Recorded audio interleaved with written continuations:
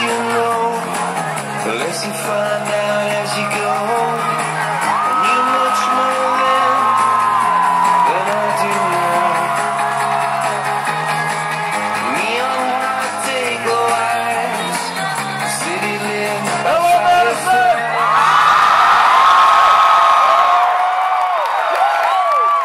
Go Badgers!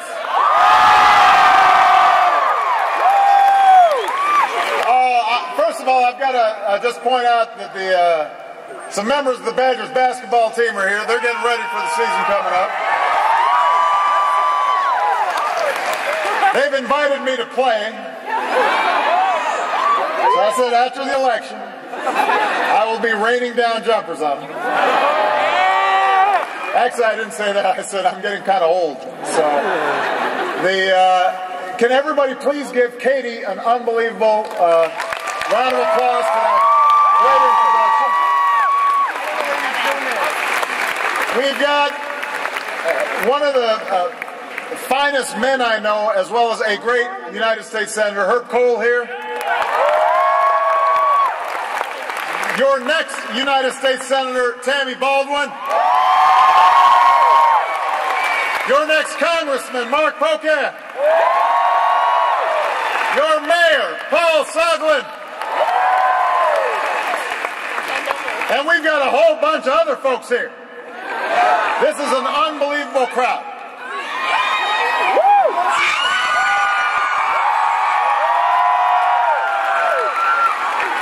I've been told this is good practice for Halloween on State Street.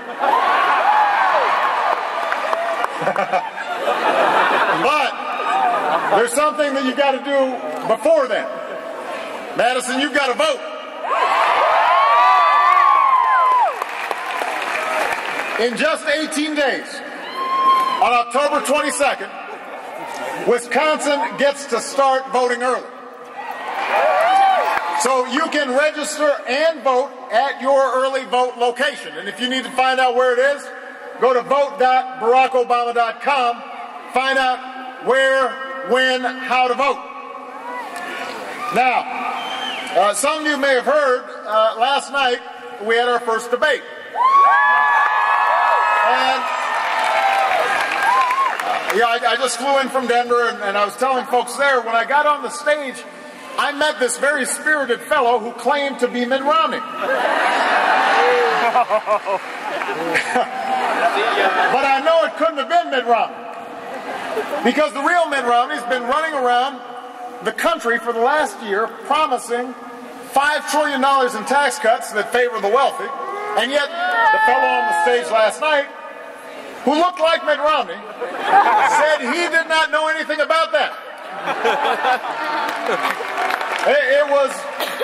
It was all news to him. The real Mitt Romney said that we don't need any more teachers in the classroom. Don't boo, vote.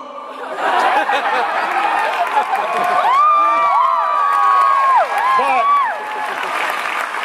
the fellow on stage last night, he said he loves teachers. Can't get enough of them.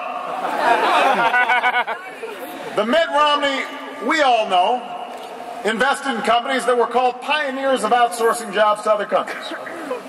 But the guy on stage last night, he said he'd never heard of tax breaks for companies that ship jobs overseas. Never heard of them. And he said, if that's true, he must need a new accountant. So now we know for sure that wasn't the real Mitt Romney, because the real Mitt Romney is doing just fine with the accountant that he already has.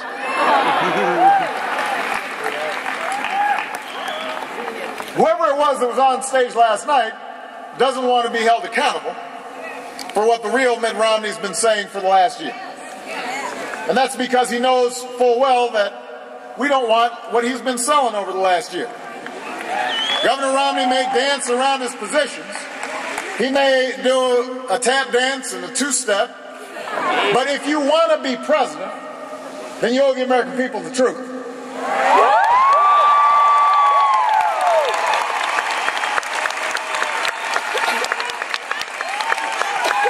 So here's the truth.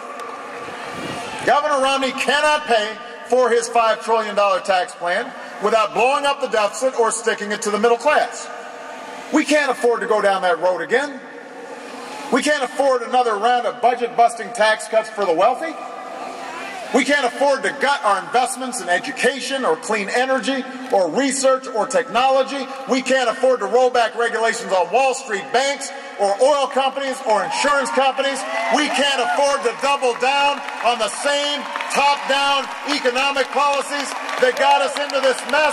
That is not a jobs plan. It's not a plan for our economy. It's not a plan to strengthen the middle class. It is not change. It is a relapse. And we're not going to do it.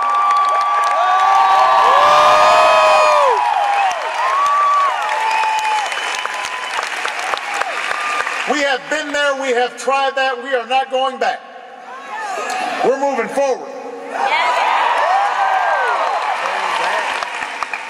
Because I've got a different view. We have a different view about how to create jobs and prosperity. This country doesn't succeed when only the rich get richer. We succeed when everybody has a shot. When the middle class is getting bigger. When there are ladders of opportunity into the middle class. Our economy does not grow from the top down. It grows from the middle out. That's how it grows. We don't believe that anybody's entitled to success in this country, but we do believe in opportunity. We do believe in a country where hard work pays off and responsibility is rewarded, where everybody's getting a fair shot and everybody's doing their fair share and everybody's playing by the same rules. That's the country we believe in. That's what I've been fighting for the last 4 years. That's why I'm running for a second term as President of the United States.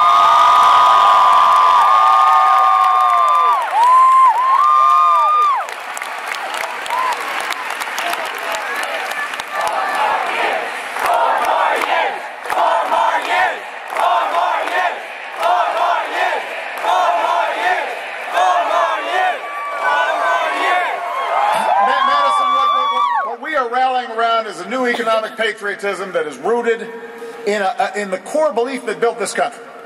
The belief that the economy grows when we have a strong and thriving middle class and everybody who works hard has a shot. And there are specific ways that we can do that. I want to export more products and outsource fewer jobs. My opponent said we should let Detroit go bankrupt. We came together, don't boo. We came together to reinvent a dying auto industry that's now back on top of the world. We created 500,000 new manufacturing jobs.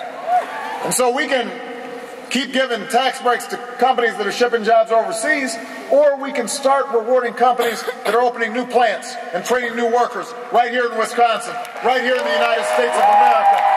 That's what we need to do. I want to help big factories and small businesses double their exports. Create 1 million new manufacturing jobs. You can make that happen, but you're going to have to vote. I want to control more of our own energy. You know, after 30 years of doing nothing, we raised fuel standards so that by the middle of the next decade, your cars and trucks will go twice as far on a gallon of gas. That's good for your pocketbook. That's good for our economy, and it's also good for our environment. We've doubled the amount of renewable energy that we generate from sources like wind and solar. Thousands of Americans have jobs today building wind turbines, long-lasting batteries. Today, the United States of America is less dependent on oil than at any time in nearly 2 decades.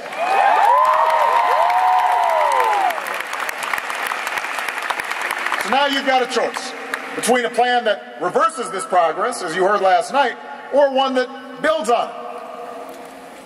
The guy who was playing Mitt Romney said he refuses to close a loophole that gives big oil companies $4 billion in taxpayer subsidies every single year. Now, does anybody think that oil companies need a tax subsidy right now? No. So we've got a better plan. We're going to keep investing in wind and solar and clean coal, and farmers and scientists can harness biofuels to power our cars and our trucks and make our buildings and schools more energy efficient and develop our natural gas that's right beneath our feet. And if we do all those things, we can cut our oil imports in half by 2020. We can support hundreds of thousands of jobs all across the country. But you're going to have to vote to make it happen. I want to make sure that every young person in America has the chance to get the skills, the knowledge they need to compete in this 21st century economy. You know, education is the only reason I'm standing on this stage. It's the only reason Michelle was able to do what she did. And so we haven't forgotten that we needed some student loans to get through school. That's why over the last 4 years we've helped millions of students pay less for college, because we finally took on a system that was wasting billions of dollars on banks and lenders. We said, let's cut out the middleman, let's give the money directly to students. Now, the guy playing Mitt Romney last night says he loves education, but the budget that his running mate, Congressman Ryan, put forward, don't boo, well, would gut education to pay for more tax breaks for the wealthy. That's one path. It's the wrong path. We need to decide that in the United States of America, no child should have her dream deferred because of an overcrowded classroom, because of outdated textbooks. No family should have to set aside an acceptance letter to go to the University of Wisconsin because they don't have the money.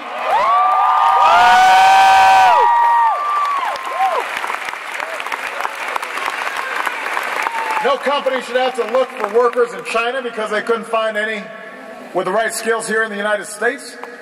So I need you to help me recruit 100,000 new math and science teachers. Improve early childhood education. Give 2 million workers the chance to learn skills at the community college that will lead directly to a job. Help us work with colleges and universities like this one to cut the growth of tuition costs so that you guys aren't overburdened with debt when you graduate. That's a goal we can meet. We can choose that future for America.